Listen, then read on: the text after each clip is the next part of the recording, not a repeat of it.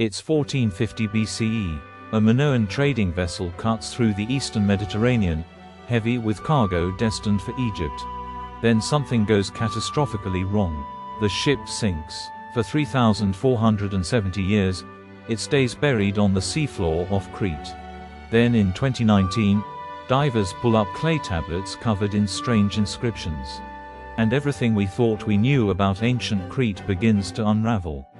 The Minoan civilization dominated the Aegean for nearly 1,000 years. They built palaces, invented writing, controlled trade routes. Their script is called linear. Archaeologists have found thousands of tablets inscribed with it.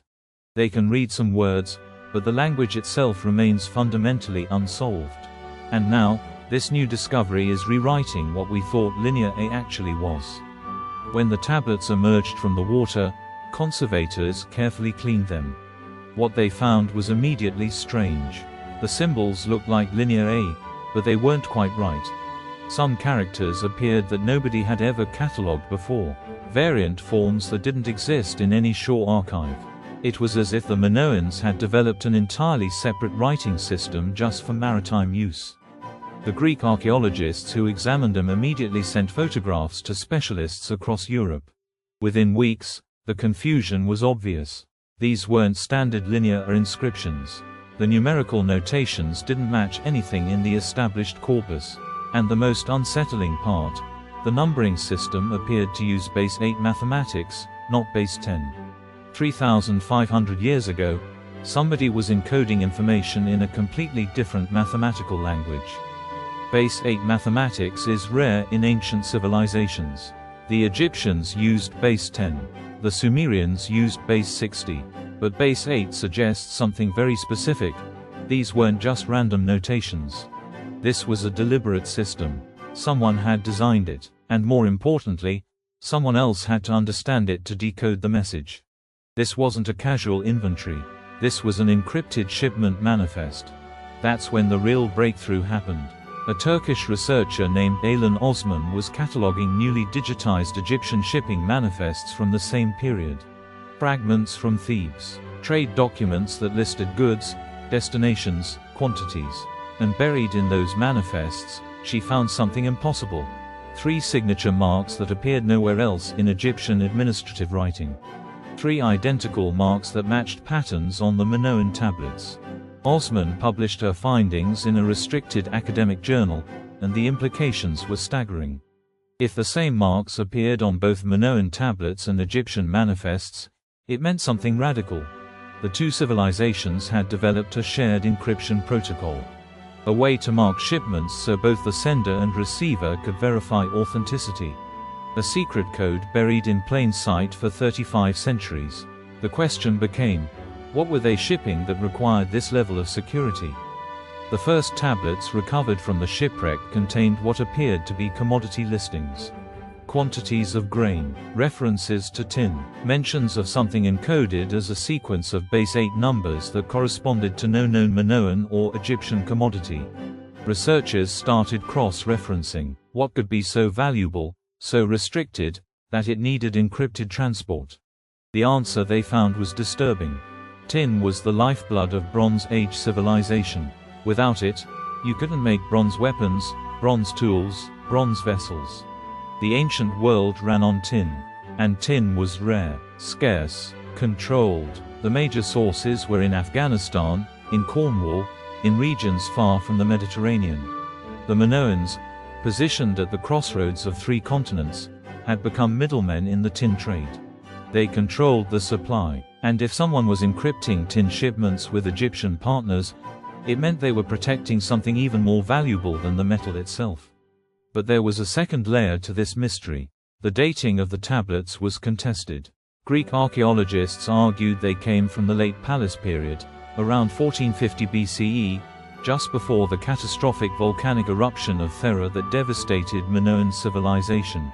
But some scholars suggested they were older, perhaps by centuries. If they were older, the entire timeline of Minoan-Egyptian contact had to be rewritten. The encryption protocol might have existed far longer than anyone realized. Radiocarbon dating of the wood fragments embedded in the tablets suggested 1480 BCE, plus or minus 40 years. But the clay itself was harder to date. Thermoluminescence testing gave a window of 1520 to 1400 BCE. So the tablets could be contemporary with the earliest documented Egyptian New Kingdom trade expeditions to Crete. Or they could predate them entirely. The margins of error were wide enough to hide centuries. And that uncertainty meant the entire narrative was unstable. The third anomaly was the most troubling. Minoan Linear A, as we understand it, was used for administrative purposes, religious texts, possibly accounting. But the tablets from the shipwreck contained something different.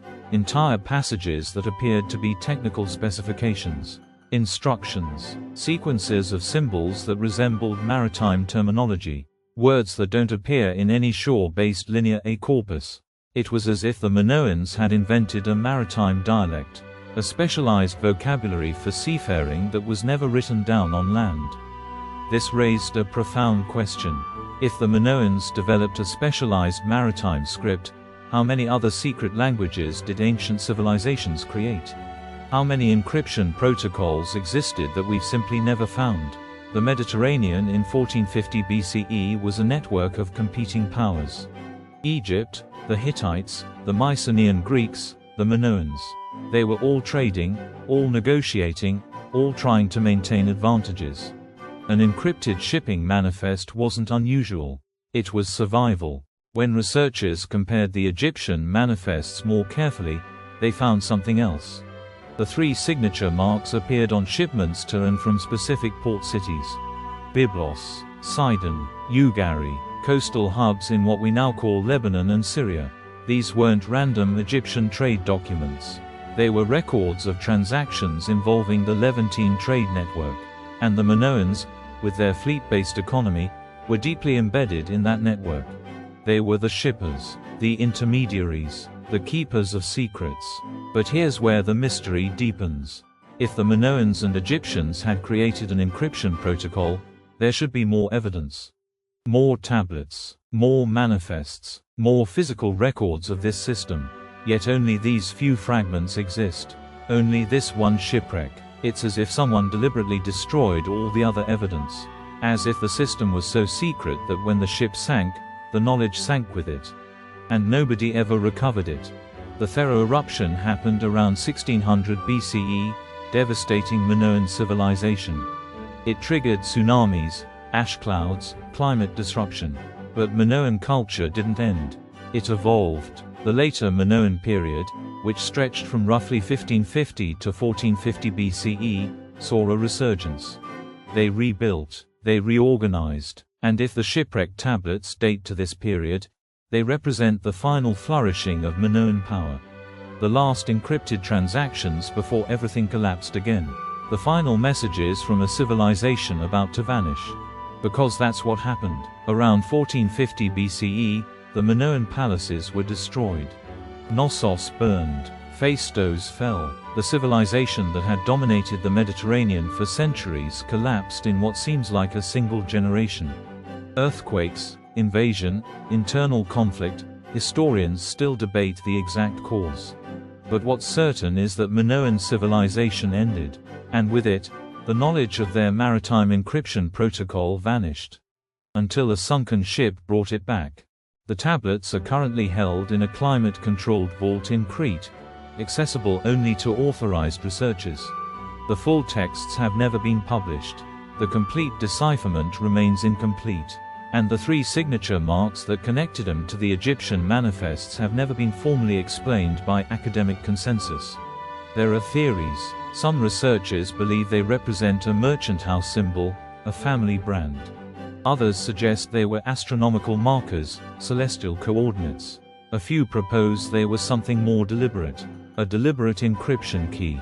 What we know is this: 3,500 years ago, 2 of the ancient world's most powerful civilizations created a system to hide information in plain sight. They embedded it in maritime documents, in shipping manifests, in clay tablets. They used mathematics that nobody else was using.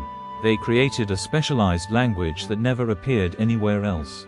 And then that system was lost. Completely lost. Buried in the ocean, waiting for someone to find it.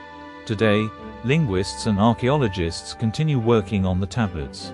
New technologies emerge every year. Spectral imaging can reveal marks invisible to the naked eye. Machine learning algorithms can identify patterns humans might miss.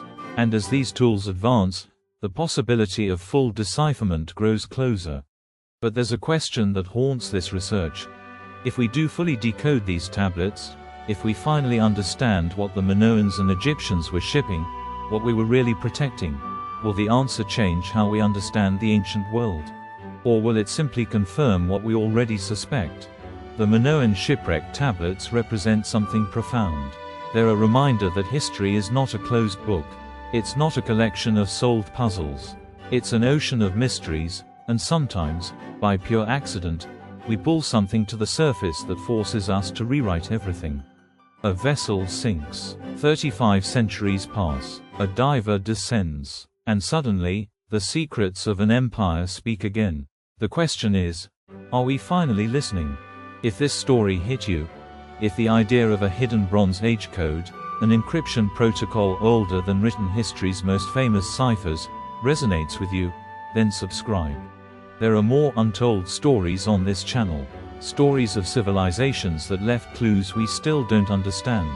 Stories of mysteries buried in stone, in water, in the margins of history. Stories that remind us that the past is never truly silent.